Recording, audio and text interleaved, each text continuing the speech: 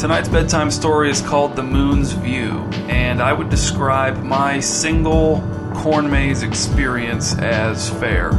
Let's begin. Remy woke up the day after Halloween to discover that it was already almost 3 p.m. and that he did not have his phone. He felt pukey, but after crouching over the open toilet bowl for 5 minutes without puking, he felt stupid and went to look for his phone in his car. It wasn't there. He tried to remember the last time he'd been conscious of having his phone. Most of the previous night was murky. He and Ariel and their friends had gone to the corn maze first, and then to a succession of poorly planned costume parties. Remy didn't remember how he'd gotten home. Well, his car was here, so he must have driven his car. He'd check it for signs of collision damage later. Remy sat slumped sideways in the driver's seat of his car with the door open and his shoeless feet on the cold cement of his driveway. He was still wearing the remnants of his Halloween costume, although most of the accessories were gone, scattered across town in the trashed living rooms of friends. All that remained was a purple and black flannel shirt and a pair of sturdy tan pants. Last night, Remy had tucked the pants into black boots he'd borrowed from his grandpa, but the boots had given him blisters, and now he didn't know where they were either. Remy had been Lord Hitheryon, a character from an obscure cartoon he'd loved when he was young, although Remy thought it still held up pretty well.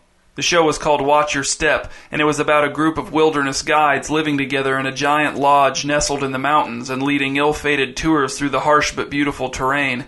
The show had made mountain goats seem very sinister.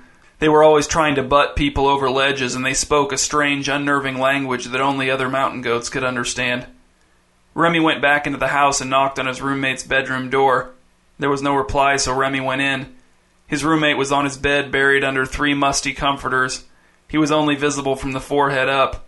His hair looked to be more oil than hair. Remy picked up his roommate's phone from where it had been discarded on the floor and left the bedroom, closing the door quietly behind him. Then he went to the kitchen, leaned back against the crumb-covered countertop, and dialed his own phone number. After 2 rings, a female voice answered. "Hello?" "Hey," said Remy, "who's this?" "Gemma," said the woman. "Where are you?" asked Remy. "Corn maze," said Gemma. "Who's this?" "This is Remy. You have my phone." There was a short pause, a rustling noise, and the call was disconnected. Remy tried to call back, but Gemma didn't pick up, and the call went to his obnoxious voicemail message, which didn't seem nearly as funny now that he had to hear it from the perspective of a frustrated caller. Remy tapped his roommate's phone against his chin. He didn't remember using his phone after leaving the corn maze, so he must have accidentally dropped the phone in the maze, and this Gemma person had found it. Remy went back to his roommate's bedroom and tossed the phone on the floor more or less where he'd found it. Then he went to his own bedroom to put on shoes and a jacket. He needed his phone if for no other reason than to make sure he hadn't sent any troublesome drunk text messages to ex-girlfriends the night before. If he had, he needed to begin damage control ASAP. There might still be a chance to nip a potential ex-girlfriend crisis in the bud before it got to Ariel. Remy saw the hunter's orange Lord Hitheryon stocking cap peeking out of his bedding, so he plucked it out and pulled it down over his ears. Then he looked in the mirror to make sure no one had drawn anything obscene on his face, put his keys in his front pants pocket, slipped his wallet in his back pocket, and left for the corn maze. As Remy drove south out of Multi-Oak, old neighborhoods gave way to newish housing developments, gave way to brown, partially harvested farmland. The late afternoon sun seemed like it was barely trying. Remy, of all people, would not hold that against it. He was feeling less pukey, which was good, but his mouth was dry and tasted sour, and he regretted not bringing a can of pop with him. The radio, turned down so low that Remy could only hear hi-hats, played something with an absurd amount of hi-hats. Remy didn't realize he'd missed his turn until he was almost a mile past it. He executed a 2-point turn on the deserted county road and almost missed the turn again on the way back, realizing at the last second that the giant "This way to the world's largest corn maze" sign had already been taken down since the previous night. There was another corn maze up north of Heavenburg that also purported to be the world's largest, which led Remy to believe that either there was no governing body in charge of determining which corn maze was actually the world's largest, or else said governing body had no means of effectively punishing those corn mazes that made false claims to the title, and therefore was neither feared nor respected. When Remy got to the corn maze, the gravel parking area was empty. He parked his car in the spot closest to the maze and turned it off, sitting in silence for a few moments, his eyes taking in the empty ticket booth and, just beyond it, the gap in the tall, dry stalks of corn that served as the maze's entrance. 50 feet to the right of the entrance was a slightly narrower gap in the corn, the maze's exit. Remy and Ariel and their friends hadn't made it to the exit during the previous night. They'd gotten so turned around that, without realizing, they ended up backtracking and exiting through the entrance. There had been plenty of blame to go around, but, dressed as fictional wilderness guide Lord Hitheryon, Remy had taken the brunt of it, some of it surprisingly bitter. Remy blamed the map. Every year the corn maze was made to look like a different scene, although you'd never know for sure unless you looked at it from high in the air, like in a helicopter or a hot air balloon, which Remy had never done. The map of the corn maze, which cost an extra $1 per copy, was a top-down drawing of the maze that revealed the scene depicted by the hundreds of twisting, branching, crisscrossing paths. Remy always wondered who decided on the scenes for the corn maze. Apparently, in the very early days, the scenes were all more or less connected to Halloween, but as far back as Remy could remember, the corn maze scenes hadn't been connected to Halloween or autumn or even to each other. One year the scene would be something cute, like bear cubs eating honey out of a fallen tree. The next year the scene would be 3 skateboarders executing high-flying tricks on a half-pipe. The following year the scene might be a fictitious ancient city's crumbling skyline, or the faintly recognizable portrait of a low-grade television actor. This year the scene had been an old scholar hunched over a small desk and writing on a piece of parchment with a quill pen, his room illuminated by dozens of candles and the light of a moon with a dopey face visible through his window. Anyway, the map had not been helpful. It never seemed to coincide with where you thought you were. Once the maze entrance was out of sight, it was impossible to pinpoint your location on the map, and once you didn't know where you were, the map became just another drawing of an old man and some candles and a dopey-faced moon. Remy doubted that even the real Lord Hitheryon, supposing for a moment that he actually existed, would have been able to get anywhere with such a map. Of course, the real Lord Hitheryon probably wouldn't have been well on his way to drunk before he even set foot in the corn maze. But on the other hand, the real Lord Hitheryon probably wouldn't have set foot in a corn maze under any circumstances. Tired of speculating about the real Lord Hitheryon, Remy put his hand on the car door handle, trying to decide if it was worth getting out. He didn't see any movement at the maze's entrance, exit, or even among the stalks.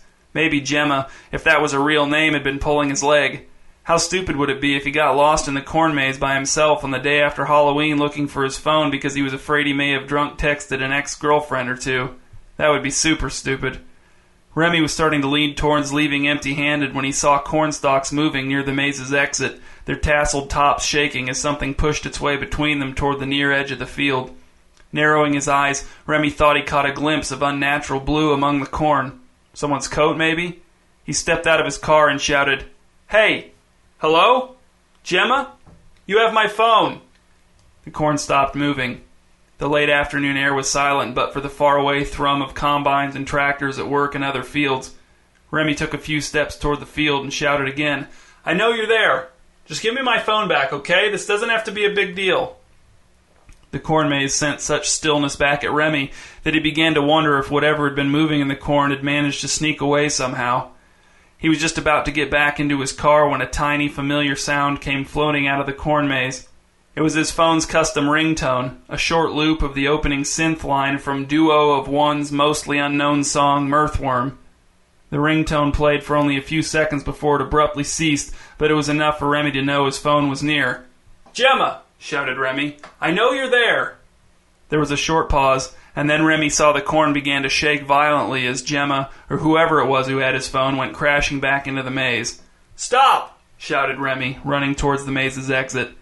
The sound of his quarry's noisy flight receded and then stopped, and Remy realized that, assuming it was Gemma, she'd either stopped again to listen for his pursuit, or else she'd broken out of the stalks and onto the maze's winding trails, which would allow her to run much faster while making far less noise. Either way, Remy was going to have some trouble retrieving his phone. 10 minutes later, Remy still didn't have his phone, was still very thirsty, and was lost in what may or may not have been the world's largest corn maze. The dirt path through the corn was narrow and packed hard by the feet of thousands of visitors. Every once in a while, Remy thought he heard footsteps ahead of him on the path, or someone moving through the corn to his right or his left, but whenever he stopped to listen, all he heard was his own dry panting. He was living the super stupid scenario he had envisioned while sitting in the car. It always amazed him how little being able to foresee a problem had to do with avoiding that problem. He couldn't even blame this one on being drunk. Events had just played out in a particular order, and now here he was, wandering thirsty and phoneless in a maze of corn. Remy had a dim recollection of one of his friends prattling on about maze navigation strategies the previous night, but all he remembered about the strategies was that they were all counterintuitive and that he never would have thought of them on his own, so now that he needed a strategy, he had to reject every strategy he thought of because if he thought of it, it couldn't be right. Remy knew he was prone to bouts of self-pity, so he decided to be very angry at Gemma instead. He didn't know how he was going to find her, but if he ever did, he hoped he could think of a good way to make her feel miserable for not just giving him his phone when he'd asked for it. It was while he was fruitlessly trying to think of a feasible punishment for Gemma that Remy heard two male voices around a bend in the path ahead of him, just out of sight. He stopped to listen. "I don't need to see it," said the first voice, thin and a little whiny. "I don't need to see it, and I don't want to see it," said the second voice in a faint drawl. "It's better to never know." "Well," said the first voice, "I know what it looks like, in a general sense." "You do not." "In a general sense, yes, I—" The first voice stopped speaking abruptly, and all was quiet. Remy stood still. He tried to breathe without making his chest move. "Who's there?" said the first voice. "We know you're there. We can smell you." "I'm just looking for my phone," said Remy, taking a step backwards. He didn't know why he felt so nervous. "Show yourself," said the second voice. "You've no reason to hide, do you?" "No," said Remy, "I guess not. I'm just looking for my phone." "Maybe we can help you," said the first voice. "Come join us." A stray breeze scraped through the dry stalks of corn on all sides of Remy. He looked behind him at the curving path he had followed to this point. Then he looked to a smaller trail splitting off to his left. Nothing about it looked promising. He walked around the bend in front of him and saw two men sitting side by side on the ground on the edge of the path. They both looked at Remy as if he was an unpredictable beast that might flee or attack at any moment. The man on the left spoke first, and Remy recognized his voice as the first one he'd heard. "Come and sit down with us." He had light, wispy, dirty hair, and his face was dirty too. He wore a puffy red coat over a pair of filthy white overalls. The man on the right nodded, one corner of his mouth twitching upward in what may have been an attempt at a smile. He was older than the first man, but not nearly as dirty. His white hair was parted neatly to one side, and he had several slender knotted ropes hanging loose around his wrinkled neck. Remy walked over to the two men and crouched down facing them. "I need to find my phone." "Don't crouch," said the older man. "Sit." Remy reluctantly shifted to a sitting position, his legs folded Indian style in front of him. "Good," said the older man. "Isn't that better?" "Yes," said Remy, even though it wasn't. He wondered what the man had against crouching. "All right," said the younger man. "How can we help you?" "He's lost something," said the older man. "I can sense it. He feels he needs to find it. Am I right, sir?" Yes," said Remy. "Like I already said before, I need to find my phone." "You see," said the older man, nodding solemnly at the younger man. "His phone is lost, and he seeks to find it, here, in the maze where he last saw it, presumably." The younger man nodded, but there was a note of desperation in the nod, as if he was struggling to keep up, but still hoped that it might all snap into place at any second. "Do you guys know someone named Gemma?" asked Remy. "She's the one with my phone, but she's hiding from me, and I can't find her in the maze." "How is it that you think we can find a woman named Gemma in this maze?" asked the older man. "I don't know," said Remy. "Maybe you know the maze pretty well, or maybe you've got one of those maps. I might be better at using it now that I don't have to use a flashlight, and I'm, not so tired." "A map!"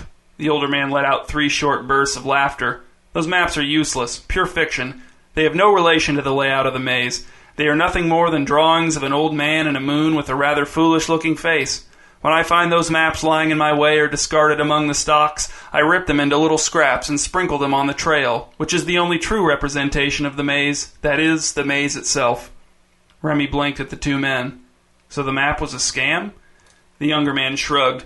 "We don't speculate about the maze maker's motives. We only know that the maps are wrong, although we disagree about the extent to which the maps are wrong." "Who does?" asked Remy. "You two guys? How do you know they're wrong?" "A man named Loomis told us," said the older man. "He's seen the maze in its entirety, and he knows that the maps do not represent it as it really is." "Oh," said Remy. He said nothing for a few moments, letting some time pass before his next question so as not to seem too rude. Then he cleared his throat and said, "Do you think Loomis knows where to find Gemma?" "Probably," said the younger man. "She's his wife." It didn't take long to find Loomis. The two men had told Remy that Loomis would find them, but then they'd gotten to their feet and started off through the maze, and, not knowing what else to do, Remy had followed them. A few minutes later, after taking a series of 3 left turns, backtracking out of a dead end, and following a zigzag trail that got narrower the further they went, the two men stopped, and Remy saw that they had arrived at a campsite in the middle of the path. "See," said the younger man, "I told you he'd find us." The campsite was comprised of a ragged green sleeping bag made from material that made Remy itch just looking at it, a gray backpack with a tangle of straps and buckles hanging off of it, and an open cooler in which there was a white ceramic pitcher resting in melting ice. Sitting on the ground by the cooler was a man who looked to be about Remy's age or a little younger. His hair had been buzzed short, and he wore an unbuttoned red flannel shirt over a buttoned-up brown flannel shirt. He puffed on a short cigarette as he looked Remy up and down. "Lord Hitheryon," he finally said with a smile, "but where's your trusty ice axe? Where's your coil of fluorescent yellow rope? Where's your trusty sidearm with one empty chamber in case fate should decide to spare the life of the mountain goat in your sights?" "I lost the rest of my costume at a party last night," said Remy. "Or parties. I'm surprised you recognized it." "Please," said the man, "Watch Your Step is my favorite show, to this day. And my name is Loomis. I'll just call you Lord Hitheryon. That's more fun, right?" "Sure," said Remy. He glanced to his right and left at the two men who had led him to Loomis, but both men stood looking at their feet with their arms folded. "So, Lord Hitheryon, you need something from me," said Loomis. "I wonder what it is." His legs were out in front of him, bent at the knees, and he used his heels to rock back and forth in the dirt. "I'm looking for my phone," said Remy. "A woman named Gemma has it. These guys said she's your wife, and that you probably know where she is." "She is my wife," said Loomis, "but I only know where she is in a very general sense. She's in the maze with the rest of us." "I already knew that," said Remy. His powerful thirst made him irritable. He kept glancing at the pitcher and the cooler, wondering what was in it. "The fact that Gemma's in the maze is the only reason I'm here." "Is it?" asked Loomis, cocking his head to one side, his cigarette grown dangerously short. "Yeah," said Remy, "it is. I'm worried I might have texted some ex-girlfriends while I was drunk last night, so I need to get the phone back to see what I said and try to get it straightened out before my girlfriend gets too mad to reason with." "You need a new vantage point," said Loomis. "You need to see the maze from above." "Well, yeah," said Remy, "I guess that would let me see where Gemma's hiding." Loomis fake laughed for a while. Remy wondered if the other guys realized it was fake too. "These two are afraid to see the maze from above," said Loomis, gesturing with both hands at the men flanking Remy. "They're content to know part of the truth, but they fear that the whole truth would be too much to bear. Isn't that funny?" Remy didn't think it was funny. Maybe he just didn't get it. The older man on his right still looked down at his feet with a stoic expression, but the younger man on Remy's left had turned red in the face from embarrassment, anger, or both, Remy assumed. "This one," said Loomis, pointing at the younger man, "believes that the maze is an image of an old man writing at a desk, and there's a moon looking in his window, and there are candles, and so on, but he doesn't think the map accounts for the true complexity of the image. He believes that the maze is far more detailed and intricate than it appears to be on the map. He believes that the map represents the maze in the same way that a little boy child's crayon drawing of a house represents his real home." Loomis had smoked his cigarette to nothing. He had smoked it out of existence. "And this one," continued Loomis, pointing to the older man, "believes that the maze is an image, yes, but an image of something else entirely." "Of what?" "He's afraid to find out. He'd rather go through the maze believing it to be one thing one day and another thing another day. He wants to have the freedom to hope the maze looks how he wants it to look, and how he wants it to look can change at any time depending on his mood." Remy was lost. "And so," continued Loomis, "they are constrained by their ignorance, they are inhibited, they find comfort in their self-imposed boundaries, and they are unable to reach out and grasp all that is there for the taking. Isn't that silly? You're not afraid of the true nature of the maze, are you, Lord Hitheryon?" Remy almost choked when he responded because his mouth was so dry. "I don't care about the maze picture thing. I just want to see where Gemma is so I can get my phone." Loomis nodded once and got to his feet. He bent down and extracted the pitcher from the cooler, slushy ice fragments dripping from the bottom, darkening tiny portions of the dusty path into mud. From behind the cooler, Loomis produced a white plastic cup with a faded Multi-Oak Zoo logo on its side. Then he poured a rich brown liquid from the pitcher into the cup and walked over to Remy. "Leftover cider," said Loomis, extending the cup. "From the concession tent. They served it hot, but it's very cold now." Remy took the cup with both hands, and, taking one more second to note his level of thirst in order to render the coming relief that much sweeter, he took a drink. He took another drink. He took another drink. And then he saw himself take another drink from a point several feet above his own head. And then he saw himself sit down in the dirt from a point several more feet above his own head, and he realized that he was out of his body and traveling slowly skyward. He was alarmed. As he ascended further into the air, the corn maze spread out below Remy, revealing itself to him, its winding, forking pathways, its dead ends and futile detours. He rose further. Soon the entire maze would be visible to him.